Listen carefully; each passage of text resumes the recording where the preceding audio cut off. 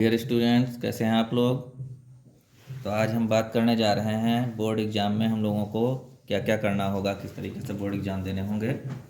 तो सबसे पहले मैं आपको बता दूं कि आपको बोर्ड एग्ज़ाम में इस बार एक OMR सीट मिलने वाली है और साथ ही एक क्वेश्चन पेपर मिलेगा इस टाइप से। तो ये दो चीज़ें आपको, जैसा पिछले लास्ट ईयर आया था पेपर, उसी टाइप से आएगा इस बार।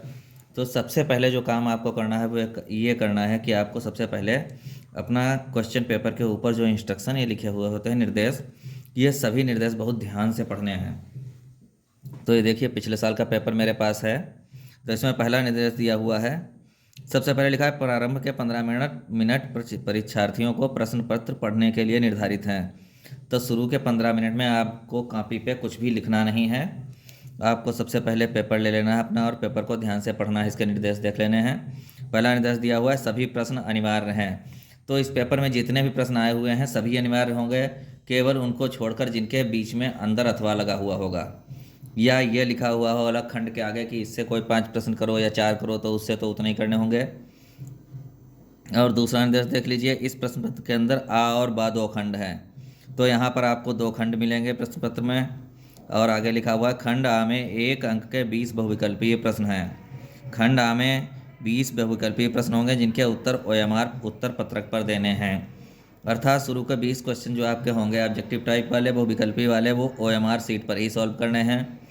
आगे देखिए, OMR उत्तर पत्रक पर अंकित उत्तर किए जाने के पश्चात उसे नहीं काटें, इरेजर, वाइटनर आदि का प्रयोग ना करें।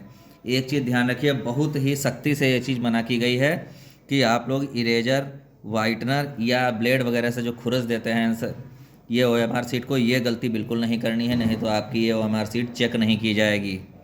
तो इन चीज़ों का थोड़ा विशेष ध्यान रखें। उसके बाद देखिए, खंड बा में 50 अंक के विस्तृत उत्तरीय प्रश्न हैं। टोटल आपका पेपर 70 नंबर का होने वाला है, जिसमें 20 नंबर आपके बहुविकल्पी चले जाएंगे और 50 अंक आपको कॉपी पर देने हैं। जो आंसर शीट मिलेगी उस पर हल करने हैं। इसमें कुल 5 प्रश्न होंगे। प्रत्येक प्रश्न के आरंभ में स्पष्टता लिख दिया गया है कि उसके कितने खंड करने हैं। अर्थात उसमें खंड सबके अलग अलग होंगे, किसी में 5 खंड करने होंगे, किसी में 4 करने होंगे, तो वो लिखा होगा पेपर के शुरुआत, कुछ क्वेश्चन के शुरुआत में। प्रश्न के अंक उनके सम्मुख अंकित हैं। कौन सा क्वेश्चन कितने नंबर का है, ये सारी चीज़ें उसके सामने लिखी हुई होंगी। आगे दिया, प्रथम प्रश्न से आरंभ कीजिए और अंतिम प्रश्न तक करते जाइए। जो प्रश्न ना आता हो उस पर समय नष्ट न कीजिए। तो आपको सीरियल वाइज ही सारा पेपर करना है इसके हिसाब से। यदि रफ कार्य के लिए स्थान अपेक्षित है तो उत्तर पुस्तिका के बाएं पृष्ठ पर कीजिए और फिर उसे काट दीजिए। उस पृष्ठ पर कोई हल ना कीजिए। अब आपको रफ वर्क करने के लिए, कैलकुलेशन करने के लिए, गुणा भाग करने के लिए जगह चाहिए होती है। तो कोई 1 या 2 पेज आप बाईं साइड में ले सकते हैं, उसके ऊपर बड़ा सा डाल देंगे रफ कार्य, और उस पर आप अपनी कैलकुलेशन वगैरह करें, फिर उसको काट देना है आपको। और उस पर किसी भी प्रश्न का आंसर नहीं लिखना है, क्योंकि वो फिर चेक नहीं किया जाएगा। आगे लिखा है, रचना के प्रश्नों को हल में रचना रेखाएं ना मिटाइए। रचना करने वाले जो प्रश्न हों उसमें रचनाओं की जो लाइनें खींची होती हैं, पेंसिल से खींचते हैं, उसे मिटाना नहीं है।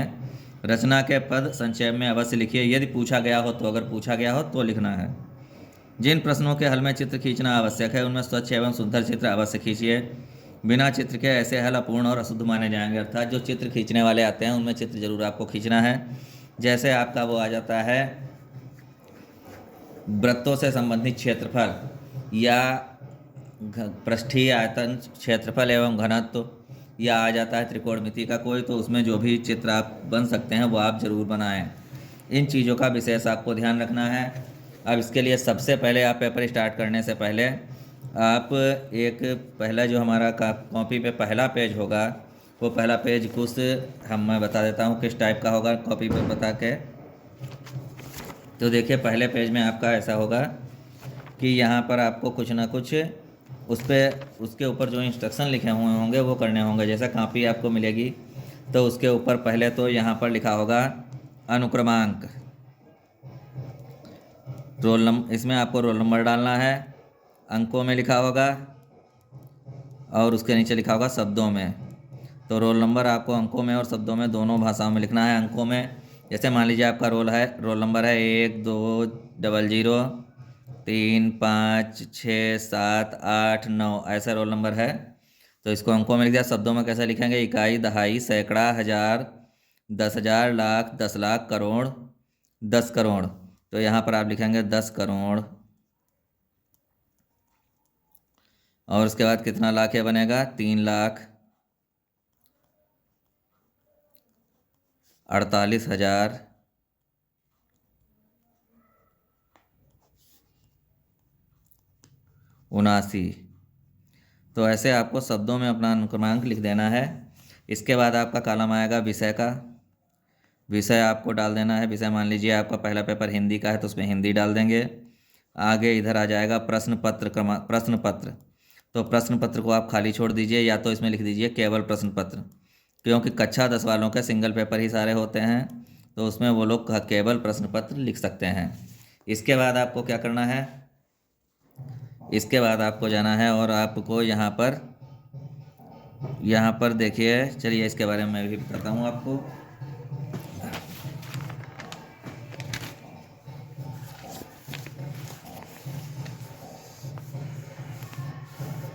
तो देख लीजिए छात्रों, कॉपी के ऊपर आपको एंट्री कैसे करनी है। कॉपी के ऊपर आपको जो एंट्री करनी है वो मैं सही से बताने जा रहा हूँ। इस वीडियो को थोड़ा ध्यान से देख लें, आपके बहुत काम आने वाली है ये। कॉपी के ऊपर आपको जैसे यहाँ पर एक कॉलम दिया होगा अनुक्रमांक, और इसमें लिखा होगा अंकों में, और नीचे लिखा होगा शब्दों में। तो अंकों में और शब्दों में दोनों में आपको अपना अनुक्रमांक लिखना है।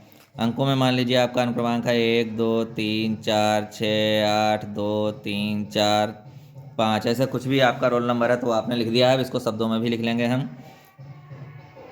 इकाई दहाई पढ़ लेते हैं। इकाई, दहाई, सैकड़ा, हजार, 10,000, लाख, 10 लाख, करोड़, 10 करोड़, अरब। तो आप लिखेंगे 1 अरब 23 लाख 23 करोड़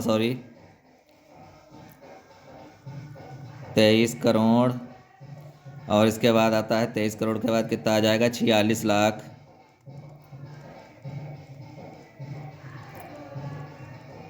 46 लाख के बाद 82,000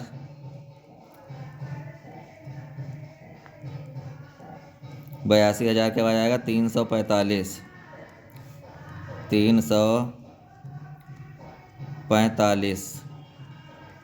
इस तरीके से आप अंकों में और शब्दों में अपना रोल नंबर डाल देंगे।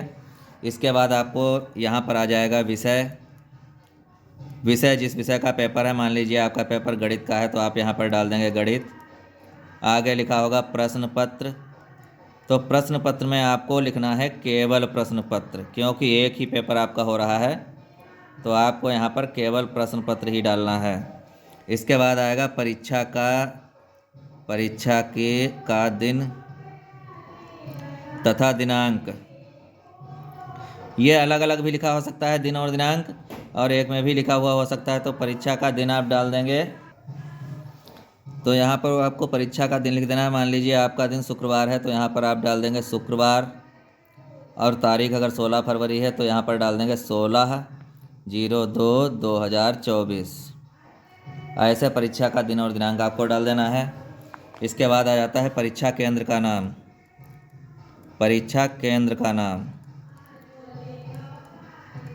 तो परीक्षा केंद्र के नाम में आपको वो नाम डालना है जिस स्कूल में बैठकर आप लोग पेपर दे रहे हैं। बाकी अगर आपको कोई भी शंका है तो इसको आप अपने प्रवेश पत्र पर देख लेंगे, उस पर परीक्षा केंद्र का नाम पड़ा होगा। मान लीजिए परीक्षा आप दे रहे हैं शहीद ऊधम सिंह इंटर कॉलेज में, तो यहाँ पर डाल देंगे शहीद ऊधम सिंह इंटर कॉलेज, और पता आप वही डालेंगे जो आपके प्रवेश पत्र पर इसका पड़ा हुआ होगा। इतनी एंट्री आप लोगों को कर देनी है कॉपी पे। इसके अलावा अगर कोई भी आप लोगों को मन में डाउट हो, शंका हो, तो वो कॉलम बिल्कुल खाली छोड़ दीजिए और अपने कक्ष निरीक्षक को बुलाकर उससे आप लोग पूछ सकते हैं। कोई भी एंट्री आपको गलत भरने की ज़रूरत नहीं है। इसके साथ ही आप देखेंगे नोट कॉपी में आपको एक ऐसा बड़ा सा कॉलम बना हुआ मिलेगा जिसमें प्रश्न लिखा होगा, खंड आबाद सादा लिखे होंगे और नीचे लिखे होंगे प्राप्तांक। इस टाइप से टेबल बनी हुई होगी। इसको आपको इसमें कुछ नहीं करना है। और नीचे 2 जगह साइन होंगे, लिखा होगा हस्ताक्षर निरीक्षक और दूसरा लिखा होगा हस्ताक्षर परीक्षक। तो इसमें भी आपको कुछ नहीं करना है। इसमें निरीक्षक में आपका जो कक्ष निरीक्षक होगा वो अपने साइन करेगा ऐसे, और परीक्षक जो कॉपी चेक करता है उसके साइन होते हैं। तो इन चीज़ों से आपको मतलब नहीं है। और कॉपी में किसी भी तरह का डाउट हो तो आपको तुरंत अपने कक्ष निरीक्षक को बुलाकर उससे पूछ लेना है। इन बातों का बहुत ही विशेष रूप से ध्यान रखना है। और इसके साथ ही आप लोगों को बहुत ही हिसाब से कापी फिल करनी है और साफ राइटिंग में फिल करनी है। और साथ ही कापी में ये एंट्री करने से पहले आप उसके सारे पेज खोल कर देख लें, कोई पेज उसका फटा हुआ तो नहीं है, और कोई भी पेज पे जैसे लाइनें नहीं छपी होती हैं तो मिस प्रिंटिंग तो नहीं है। ये चीज़ें पहले ज़रूर देख लें। और इस बार जो आपको कापी मिलेगी उस पर पेज नंबर पड़े हुए होंगे, तो आपको पेज नंबर भी अपने सब चेक कर लेने हैं कि पेज नंबर वाइज ही पड़ा हुआ है या नहीं। इसके बाद कापी का जब हम पेज खोलते हैं तो जो जिस पेज पे हमने एंट्री की है, इसके पीछे वाला पेज जो होता है ये वाला, ये बिल्कुल हमको खाली छोड़ देना है। इस पेज पे कुछ नहीं करना है। उसके बाद अगले पेज से हम अपना प्रश्न जो है वो हल करने लगते हैं। हल करने के लिए अब सबसे पहले हमको क्या करना है, OMR शीट देखनी है। OMR शीट से जुड़े हुए क्वेश्चन हैं। और यहाँ पर टाइम का विशेष ध्यान रखना है कि आपको इस तरीके से पेपर करना है कि 3 घंटे में पूरा हो जाए। ऐसा आप लोग ना करें कि आप लोग बहुविकल्पी प्रश्न ही हल करने में 1 घंटा पूरा खर्च कर दें। आपके जो 20 ऑब्जेक्टिव टाइप क्वेश्चन होते हैं, इसके लिए आप बहुत ज़्यादा अगर आपका समय लगता है तो 30 मिनट से ऊपर का समय ना लगाएं। जो क्वेश्चन लगते हैं कि इनको लगाने में ज़्यादा समय लग जाएगा, उनको पहले बिल्कुल ना करें, उनको आप छोड़ दीजिए। उनके लिए जब आपको पूरा पेपर करने के बाद टाइम अगर बचे तो उसके बाद इसको आपको करना है। अब देख लीजिए पहला प्रश्न यहाँ पर जैसे आ गया है। मान लीजिए पहला प्रश्न ये दिया हुआ है, निम्नलिखित में से परिमेय संख्या कौन सी है, और इसमें आपका ये √9 वाला उत्तर सही है। तो आप क्या करेंगे, आपने OMR शीट दिखाता हूँ मैं आपको। OMR शीट इस टाइप से होती है। और इसमें एक चीज़ ध्यान रखना, आपको ज़्यादातर हो सकता है एंट्री आप भरी हुई ही मिलें, जैसे आपका रोल नंबर है और पूर्णांक है, ये सब चीज़ें हो सकता है भरी हुई मिलें। खाली आपको केवल प्रश्नों के उत्तर ही देने हों। तो अगर आपका पहला क्वेश्चन का पहला ऑप्शन सही है तो आपको ऐसे गोला पहले का पहला वाला ऐसे रंग देना है। और यहाँ पर ध्यान रखना, मैंने देखिए दूसरे में आपको दिखाई है आप लोग गलतियाँ क्या करते हैं। मान लीजिए आप यहाँ पर आपको दूसरे का B कॉलम भरना था और धोखे से आपने C को आधा भर दिया। उसके बाद आप इसको काट के और B भरेंगे तो ये आपका गलत माना जाएगा। तो ऐसा बिल्कुल नहीं करना है। अगर कोई कॉलम गलत भर गया तो उसको गलत ही रखना है, उसको सुधारने की कोशिश बिल्कुल नहीं करनी है। इसके बाद तीसरा देखिए, तीसरे का अगर आपका C ऑप्शन सही है तो आप तीसरे का गोला C रंग दीजिए। और इसमें कोई भी देखिए, मैं चौथा आपको रंग के दिखाता हूँ। चौथे में जैसे आपने ये गोला ऐसे रंगा कि ये बहुत ज़्यादा इंक बाहर आ गई, तो ये तरीका गलत है। इस तरीके से नहीं रंगना है। इसी तरीके से देखिए पाँचवें का मान लीजिए D सही है, तो इसको इतना ही रंग कर नहीं छोड़ना है जैसे मैंने छोड़ दिया है। आपको पूरा गोला इस तरह से रंगना है, ना इंक बाहर निकले और ना ही ज़्यादा फैले। और एक लाइन में 2 गोले कतई नहीं रंगने हैं। बाई चांस अगर कोई एंट्री गलत हो जाती है तो उसके लिए आप ब्लेड, इरेजर और सफ़ेदा वाइटनर, इन चीज़ों का यूज बिल्कुल भी ना करें, उसको गलत ही छोड़ दें। अगर बहुत ज़्यादा आपको गलतियां हो जाती हैं तो आपके पास एक ऑप्शन रहता है, आप दूसरी OMR शीट मांग सकते हैं। आपको दूसरी OMR शीट दी जाएगी इसके लिए, लेकिन कोशिश आपको यही करना है कि आपसे गलतियां ना हो। और एक चीज़ ध्यान रखनी है आपको, इस पर निर्देश दिए हुए होंगे। देखिए जैसे इस पर निर्देश दिए हुए हैं, सभी पृष्ठों को दिए गए स्थान तक ही सीमित रखें, अर्थात गोले से बाहर बिल्कुल भी नहीं एंट्री होनी चाहिए। प्रविष्टों को काले बाल पॉइंट पेन से ही भरें। आपको काले कलर का डार्ट पेन यूज करना है, जेल पेन का यूज बिल्कुल नहीं करना है। ये चीज़ आप लोग बिल्कुल ध्यान रखें, जेल पेन का आपको यूज बिल्कुल नहीं करना है। और यहाँ पर OMR शीट को आपको तोड़ना मोड़ना नहीं है, फाड़ना नहीं है, गंदा नहीं करना है, क्योंकि ये जो OMR शीट होती है ये कंप्यूटर से चेक की जाती है। कंप्यूटर टाइप मशीन होती है। ये मशीन आपकी कॉपी को अगर गंदी है या कोई भी गोले आप लोगों ने गलत चेक किए हैं, भर दिए हैं, टिक कर दिया है, या तो गोला रंगने के बजाय, तो ऐसी पोजीशन में कॉपी ही चेक नहीं की जाती है। तो इन एंट्रियों को आप लोग बहुत ध्यान से भरें। इसके बाद आप आ जाते हैं, फिर मैं आपको दिखाता हूँ जब आप लोग OMR शीट अपनी भर लेते हैं, कोई अगर क्वेश्चन नहीं आता तो उसको गोला आप खाली भी छोड़ सकते हैं। OMR शीट को आप साइड में रख देंगे। उसके बाद पेपर के और क्वेश्चंस आप लोग करेंगे। अब देखिए और क्वेश्चन करने के लिए जैसे ये मैं बहुविकल्पीय प्रश्न इसके हटाता हूँ और इसके बाद आपको बताता हूँ ये 20 प्रश्न हमारे जो हैं बहुविकल्पित है, जो OMR शीट पे करने हैं। इसके बाद आपको आ जाना है यहाँ पर सीधे विस्तृत उत्तरीय प्रश्नों पर। विस्तृत उत्तरीय प्रश्न में देख लीजिए, पहले प्रश्न के आगे लिखा है सभी खंड कीजिए। तो इसके सभी खंड आपको करने हैं। आप करने कैसे हैं, कॉपी पे जब प्रश्न करेंगे आप तो उसके ऊपर जो हेडिंग डालेंगे वो बहुत ही मोटी और बढ़िया करके डालेंगे।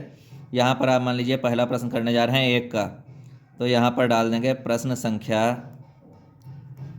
1 और इसका आप ए वाला करना जा रहे हैं तो ए डाल देंगे ब्रैकेट में। ये आपको बड़ा बड़ा डाल देना है। इसके ऊपर यहाँ पे खंड डाल दें, खंड बा विस्तृत उत्तरीय प्रश्न।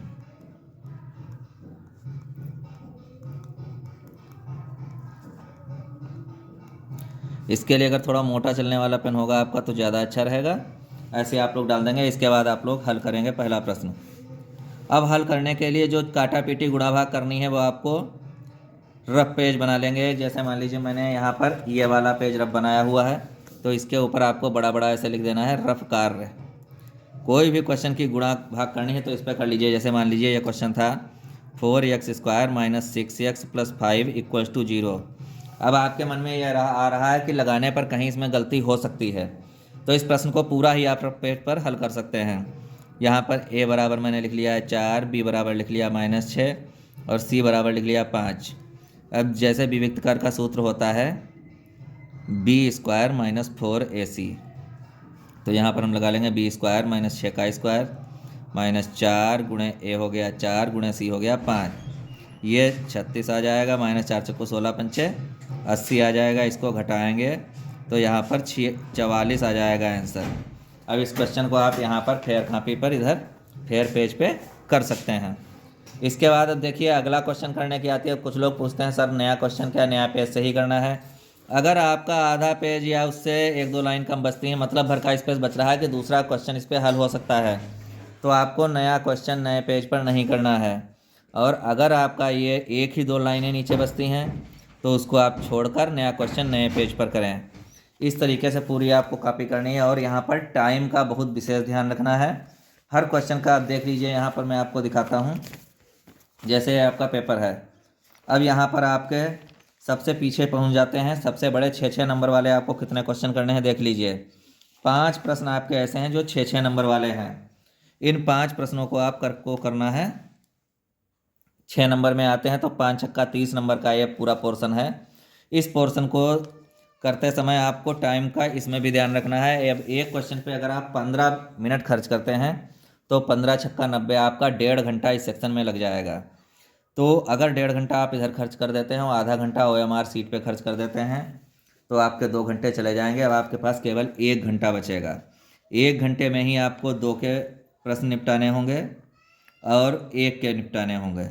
तो 4 नंबर वाले निपटाने होंगे। तो यह चीज़ का आपको ध्यान रखना है कि आपको 6 नंबर वाले प्रश्न करने में एक प्रश्न में 15 मिनट से ऊपर नहीं खर्च करना है और OMR सीट को कंप्लीट करने में आधा घंटा से ऊपर आपको खर्च नहीं करना है। इसके बाद आपके आ जाते हैं 4 नंबर के क्वेश्चन। 4 नंबर के क्वेश्चन जो हैं इनको आप 5 से 8 मिनट में अगर करेंगे तो 40 मिनट आपके हो जाएंगे। तो 4 नंबर वाले भी आपके क्वेश्चन 5 आते हैं। तो यहाँ पर 5 क्वेश्चन जो आपके हैं 4 अंक वाले, इनको करने में आप अगर 8 मिनट खर्च करेंगे तो आपके टोटल हो जाएंगे 40 मिनट, ये चले जाएंगे। और 5 क्वेश्चन आपको 6 अंक वाले करने में एक क्वेश्चन में अगर 15 मिनट खर्च होते हैं तो आपके टोटल 90 मिनट ये चले जाएंगे। इसके बाद अगर आपको 20 क्वेश्चन 1 अंक वाले जो वो विकल्पी हैं उनको करने में टोटल आप 30 मिनट खर्च करते हैं तो इस तरीके से आपके कितने मिनट हो जाएंगे देखिए, 9 3 12 4 16 160 मिनट आपके खर्च हो जाएंगे। और आपके पास टोटल मिनट हैं 6 3 18 180 मिनट। अब आपके पास केवल 20 मिनट बचते हैं। 20 मिनट में आपको ये 2-2 नंबर वाले जो क्वेश्चन हैं 5 वो निपटाने होंगे। तो उसके लिए आप 4 मिनट एक क्वेश्चन का रहेगा। 5 क्वेश्चन आपको निपटाने होंगे 2 नंबर वाले, इनके लिए आप 4 मिनट का टाइम रखेंगे तो आपका टाइम पूरा कंप्लीट हो जाएगा। लेकिन अब अगर इस तरीके से आप पूरा पेपर हल करेंगे तो आपको अपनी कॉपी चेक करने का, एक बार देखने का टाइम बिल्कुल नहीं बचेगा। तो इसके लिए आपको थोड़ा टाइम मैनेजमेंट ये करना होगा। जो क्वेश्चन आपको लगता है किसी क्वेश्चन को जो सरल लगता है उसमें टाइम कम खर्च करना है। तो यहाँ पर अगर सारे क्वेश्चन 15 मिनट में नहीं निपटाने हैं, कुछ क्वेश्चन आपको ऐसे होंगे जो 10 मिनट में निपटा देने होंगे और कुछ क्वेश्चन ऐसे भी होंगे जिनमें 12 मिनट तक लग सकते हैं। तो 10 से 12 मिनट में ही आप 6 नंबर वाले क्वेश्चन निपटाएं। इस चीज़ का विशेष ध्यान रखें, आपको कम से कम 20 मिनट इस तरीके से बचा लेने हैं कि आपका जो पेपर है वो समय से हो जाए। तो इस वीडियो में इतना ही मैं आपको बताऊंगा, बाकी बातें के लिए मैं अलग से और एक वीडियो डालूंगा जिसमें और ज़्यादा क्लियर कर दूंगा, बोर्ड एग्जाम का डर आपके मन से बिल्कुल निकाल दूंगा।